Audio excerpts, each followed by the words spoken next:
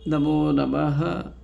श्रीकृष्ण मार्गदर्शक थिले केवल अर्जुनकर नुहे समस्तंकर। अर्जुन जड़े साधारण उदाहरण थिले, कॉमन एग्जाम्पल थिले। तांका माध्यम रे से दुनिया को इंगित करिसंती, इशारा करिसंती, मानव समाज प्रति धर्म उपदेश देइसंती। कर्तव्य पालन करिया पई कौन उचित से विषय कही। आमे से श्लोकटे देखा भगवद गीतार 11 अध्यायर 32 श्लोक श्रीकृष्ण कहते कालोस्मि लोक क्षयकृत प्रवृद्धो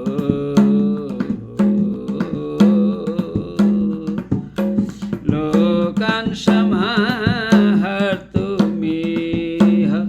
प्रवृत्त ऋतेऽपि त्वं न भविष्यन्ति सर्वे एव स्थिताः प्रत्यनीकेषु योधाः। आपण स्मरण करंतु द्वितीय अध्यायर सांख्य योगरे शिष्यत्व ग्रहण करथिले अर्जुन। कहिथिले मु कौन करी मते उपदेश दियंतु हे गुरुवर। शिष्यस्तेहं साधिमां त्वां प्रपन्नम।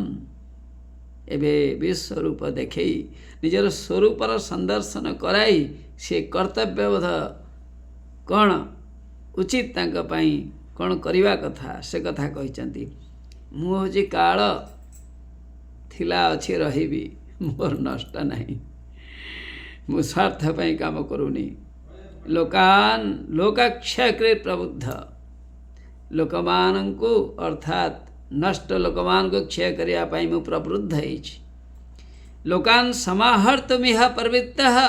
दुष्ट लोकमान को संहार करिया पाई, नियंत्रण करिया पाई मु जागृत अछि।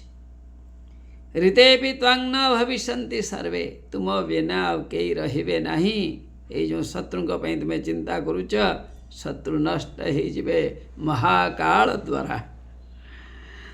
एव स्थिता प्रत्यनीकेषु योधाः।